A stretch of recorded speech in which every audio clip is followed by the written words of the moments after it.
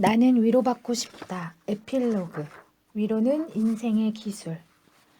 이 책의 목적은 독자들에게 힘과 지연과 위로를 선사하는 것이다. 현재 우리 주위에는 뚜렷한 변화가 감지되고 있다. 스스로를 돌보며 소속감과 인간관계의 책임감이 보다 증대되고 있다. 유동성과 숨가쁘게 달라지는 규정, 그리고 실현과 시대의 혼란으로 인해 소속감이나 일치 단결, 지원에 대한 욕구를 충족시키는 것이 중요해졌다. 무분별한 자아숭배는 사회의 존속을 흔들리게 하고 일회성 관계는 영혼을 굶주리게 한다. 그 누구도 혼자는 행복과 영혼의 건강함을 얻을 수 없다. 자아신뢰와 보호감은 세계로의 지향성과 우정, 가족을 필요로 한다. 우리는 함께해야만 강해지기 때문이다. 이제는 찾아보기 힘들게 된 위로는 영혼의 건강을 위해 핵심적으로 필요하다는 것을 뼈저리게 느끼게 될 것이다. 사람들은 신뢰성 및 귀속성에 대한 욕구를 충족시키며 살아가고 싶어 한다. 그리고 이에 대한 욕구는 그 어느 때보다도 크다. 1970년대에 대대적으로 선전된 자아개발이라는 유행어가 이상하리 마치 관심 밖으로 밀려난 것에서도 이를 감지할 수 있다. 이렇게 본다면 남을 돕고 남을 안정시키고 위로해주는 것은 자아개발의 방해물이 아닌 오히려 광해의 의미에서 자아충족이라고 볼 수 있다. 고대에는 감정적 표현인 카타르시스로서의 위로가 아닌 실질적으로 사람들로부터 받는 위로가 중요했다. 세네카의 마르시아를 위한 위로문에는 지속적인 슬픔과 비통함은 마음의 평정을 되찾는 데 별 도움이 되지 않는다는 이야기가 있다. 그리고 가장 최근의 치료법적 연구 경향은 슬픔, 고통 및 비탄의 표현을 상대적으로 보고 있다. 트라우마 환자들이 시달리는 대립과 고통을 치료하지 않고 놔둔다면 이러한 경험은 다시 트라우마될 위험이 있다. 반면 지연과 안도감과 위로는 보다 근원적인 것으로 재평가되고 있다. 심리치료사 힐라리온 페촐트도 지원 그리고 안도감과 위로의 우선순위를 두어야 한다라고 말하며 이를 긍정하고 있다. 가까운 사람들 혹은 위기에 처한 사람들에게 위로는 서로가 더 가까이 다가가고 서로를 신뢰하며 용기를 북돋아주는 좋은 기회가 된다. 위기에 처해서야 인간관계는 새로운 힘을 얻게 된다. 바로 여기에서 관계의 감정과 지속성 그리고 충실성이 드러난다. 괴테는 이에 대해 이렇게 표현하였다. 내가 필요로 하는 사람이 곁에 있다는 것을 확신할 수 있을 때 그 사람을 사랑할 수 있다. 우리는 위기에 처해서야 정말로 누가 자신의 곁에 있으며 누구를 신뢰할 수 있는지 알 수 있다. 당신을 위해 내가 할 수 있는 일이 있는가? 그리고 내가 당신 곁에 있다고 말하는 주의 깊은 눈과 따뜻한 손의 기술을 이해한다면 더 아름다울 것이다. 세상이 약속으로 가득 찬 좋은 시절에는 많은 사람들이 서로를 위로하는 법을 잊어버린다. 하지만 힘든 상황을 견뎌내야 한다면 사람들은 무방비 상태에 내던져지고 말을 잃게 된다. 스스로를 신뢰하고 영혼의 지원을 초대하는 용기와 같이 오랫동안 필요로 하지 않았던 것들이 이제는 쓰라리게 다가온다. 종교적 차원에서의 지원과 관심, 그리고 위로가 부족하면 우리는 참담한 절망을 경험하게 된다.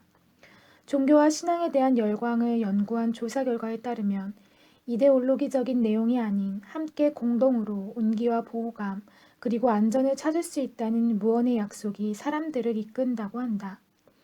영국의 시인이자 성직자 존 던이 공포한 그 누구도 섬이 아니다 라는 격언은 그간 수많은 경험적인 자료에 의해 증명되었으며 위로에 대한 욕구가 얼마나 중요한지를 잘 보여준다.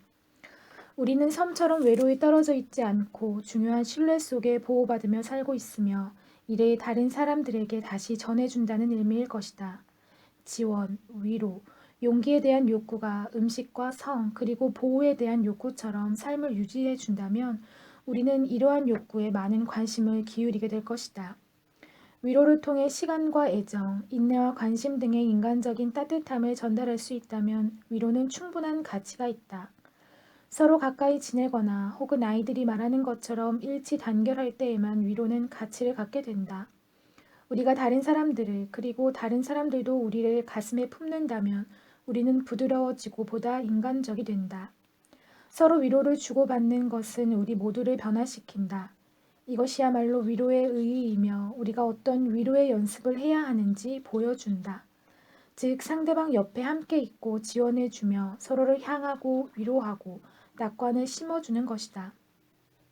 이에 대해 반대급부로 받는 것은 물질적 가치로는 따질 수 없으며 보다 나은 존재로 만들어주고 충만하게 해주기 때문에 귀중하다.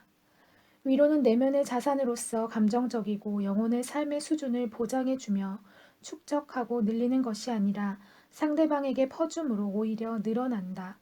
더 정확하게 말하자면 상대방에게 나누어 주는 것을 통해 더 많은 위로를 받게 된다. 이러한 의미에서 위로는 삶의 예술 영역에 속하며 상대방에게 선사하는 위로는 산술적으로는 측정할 수 없는 효용 가치를 지니고 있다. 위로는 언제든지 가능하다. 적절한 순간에 말 한마디와 행동을 필요로 하는 사람에게 위로를 주기만 하면 된다. 위로는 박물관 어딘가에 걸려있는 장엄한 예술품보다 더 중요한 삶의 기술이다.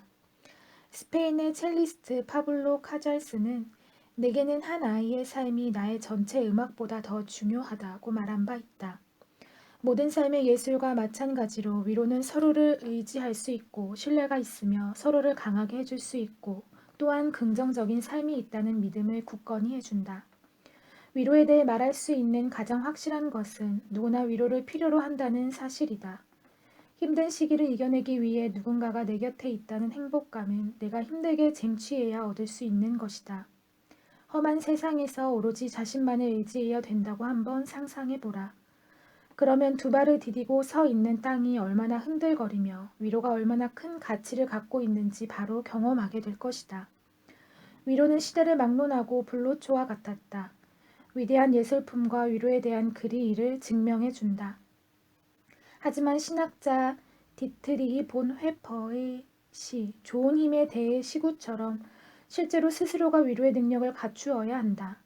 나의 보호천사처럼 한평생 지니고 다닌 그의 시구를 인용하며 이 책을 마무리하고자 한다. 디트리히 본회퍼의 다른 글처럼 이 시는 그가 감옥에 수감되어 죽을지도 모른다는 두려움과 자유의 몸이 될 수도 있다는 희망 사이에 쓰여 있다. 좋은 힘에 황홀하게 보호받고 우리는 앞으로 다가올 수도 있는 것을 기다리며 위로받는다. 하느님은 우리와 밤낮으로 함께한다. 그리고 분명히 모든 새로운 날도 함께 하신다.